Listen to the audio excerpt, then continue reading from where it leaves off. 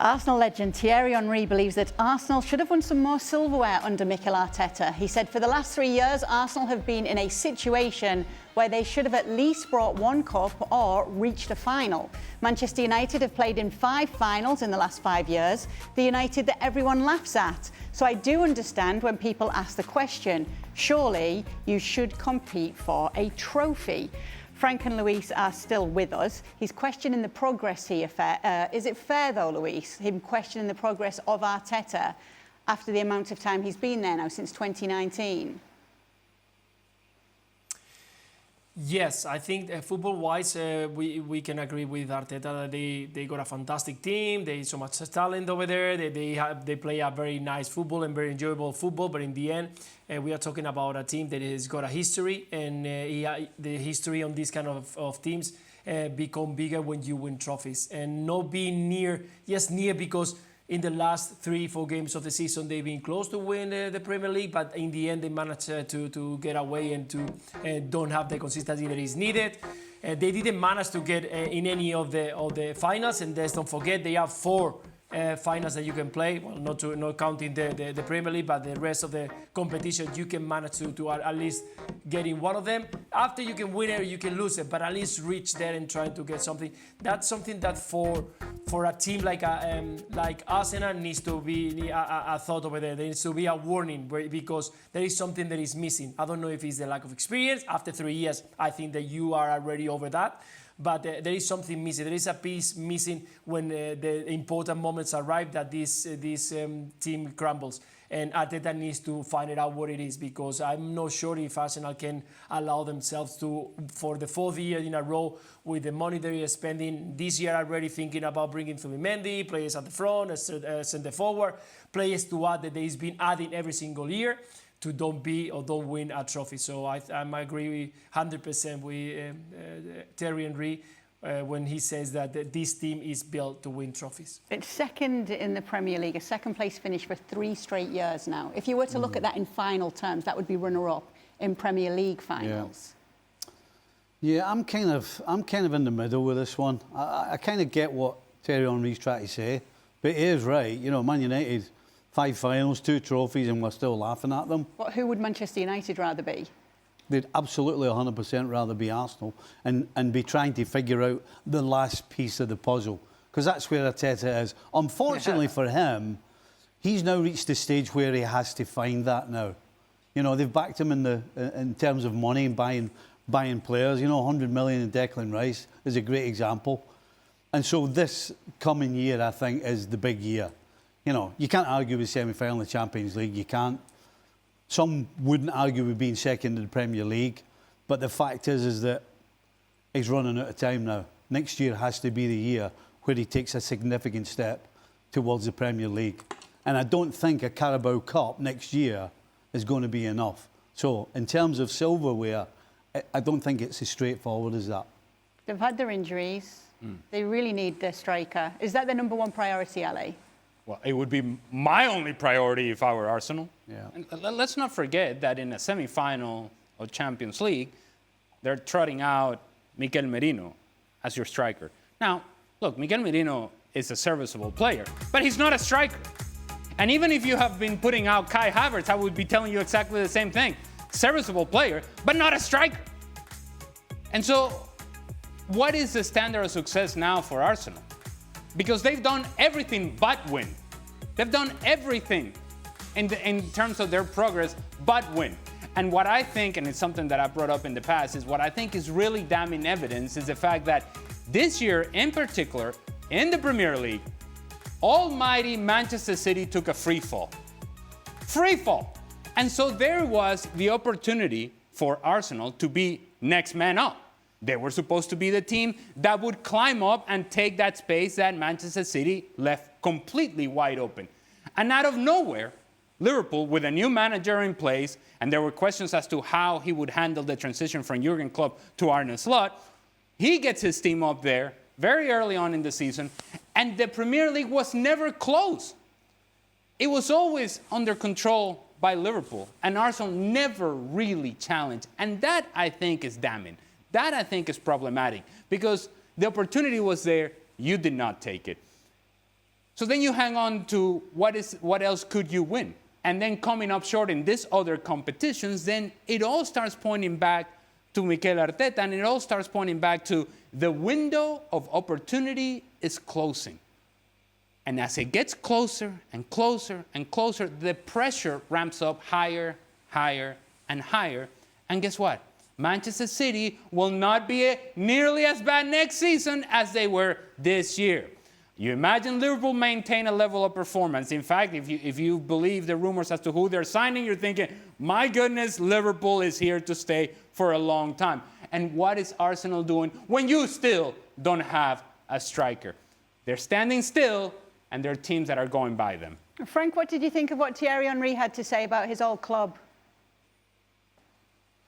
I understand. I think it's a comment of frustration from a former Gunner, and I hear him because that's only fair. I don't forget what Arteta has brought to the club since he signed for the Gunners, but overall, you know, at the end of the day, what you remember are the trophies that you get, and so far nothing. And finishing runner-ups. I remember 22 years ago with Marseille, I finished. I don't even remember if I finished second or third, and nobody cares because the only thing we care it was Lyon who won the trophy because nobody remembers the second and therefore the runner-up. So it's better, as Stevie alluded, it's much better to finish second than to be in the positioning of Manchester United, where in the future they don't know where to go. Arsenal, they're almost there.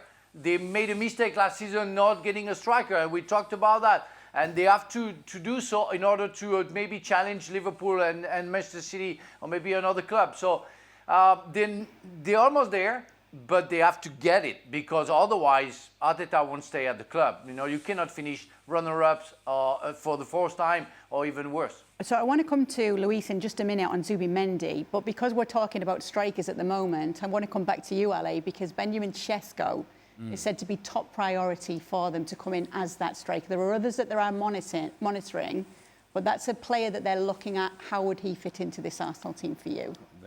They can look at him all they want, but that's not a top-tier striker, Benjamin Sesko. Good player, not a top-tier striker. Better than Mikel Merino as a striker, I'll say that much. And a guy that can be dangerous, that can be a physical presence in the attack. He's good with the ball on his feet. He can score goals, but still not at the top-tier level. So if we're looking as to what the strikers are around in terms of that competition, you look at Liverpool, and if you consider Mohamed Salah now a striker, regardless of what position he plays, you know who's going to score the goals for Liverpool. You know who's going to score the goals for Manchester City. You don't know who's going to score the goals for Arsenal.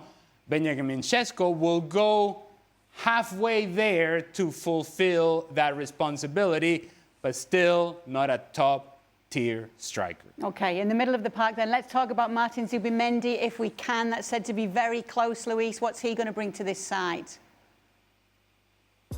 Yeah, the rumors have been there for quite a long time, but he was quiet. He was waiting for the season to end.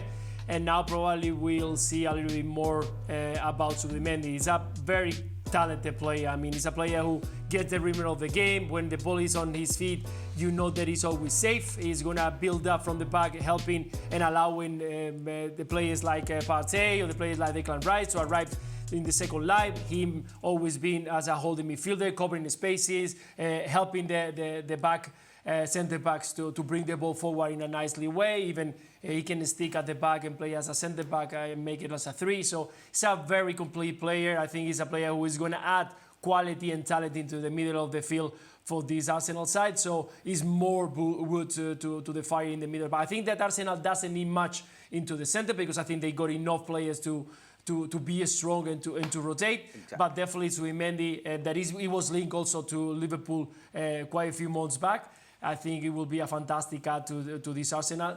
Not, I think, the piece that they need at the moment, because you guys are talking, and I think with a lot of sense that the needed is a centre forward who can provide 30 goals a season.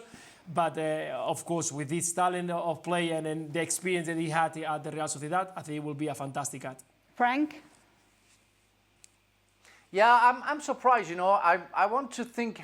I want to put myself in Zubimendi's shoes where I say, okay, I have Arsenal. Yeah, I can go to Arsenal. I'm in Real Sociedad. But what I want to play football. What are my chances to be put from Arteta in the first 11 when you have already Thomas Partey and Declan Rice? I want to find a club where I'm pretty sure to play 90% of the time. I mean, I would never sign for a club, and I always been my decision throughout all my career to decide to go to a place where, I don't know, 2 international players were already there.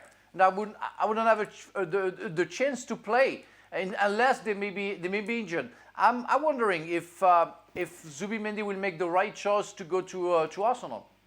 Luis, is Frank wrong? We are not right or wrong, but I think that if you want to grow into your game, if you want to fight for competition and for championship, you have to go to the big teams. And if you are thinking to move, if you're going to go to Liverpool, you're going to go to Manchester City, you're going to go to a team that you're going to be surrounded by top players, and it's going to be difficult, but that's where you increase and you deliver better football. If you think that what you want is to play, you stay at Real Sociedad and you enjoy being the big player over there. But I think that Zubimendi has got much more than talent to arrive to Arsenal and be an important player. I think that even though that I love Thomas Partey, he's a very influential player into the center of this Arsenal. But with all my respect, I think that Zubimendi can add a lot more into the game of Arsenal than Thomas Partey. Partey is more about regaining the ball and physical presence, but the quality and talent of Zubimendi is beyond that. So I think they will be involved into the game much more than we thought. The same that Mikel Merino when he arrived. When we thought that Mikel Merino, where is he going to play? In the middle of the park, cannot play because too much quality. But in the end, Arteta always find a place for him to play because they are different players who can add something special. So yeah, I have no doubt that if Zubimendi arrives to Arsenal, he will be involved into the 11 of this Arsenal side. Am I missing something here? We've just sat and spoken about Arsenal, about what they need and the reason they need it. So why are they going to waste 60 million on Zubimendi? Zubimendi is a fantastic player. But why don't you go and do what you did when you signed Declan Rice? You make a statement. Go and put your money into Osimhen or somebody like that. That's going to push you the next step. Because it's no good signing Zubimendi and then you end up with a centre forward that actually can play wide as well, or he can do this. I mean, Luis is talking about Zubimendi there that, he can slip into the back 4 and he can play in the middle and he can do... It seems like Arsenal is a team full of players like that. They've got players that can play 4 or 5 different positions, which is great, but you need difference makers. And Osimhen would be a difference maker. Somebody like Osimhen would be a difference maker. Makes the whole difference, makes them a Premier League winning side. It completely changes the whole outlook of every Arsenal fan, every Arsenal player and every opponent. That's what signing somebody like Osimhen does. So if you want to go and spend 60 million on Zubimendi and make yourself a little bit better, or you can go and spend real money on somebody like Osimhen and actually win the Premier League or win the Champions League. What would you rather they did if you were an Arsenal fan? I know what I would rather do. Maybe, Stevie, maybe Zubimendi can finish striker. You never know. No? Well, he might have to. You know? He might have to. We hope to get Stevie just as fired up in the latest edition of Extra Time. Make sure to go and check it out over on our YouTube channel.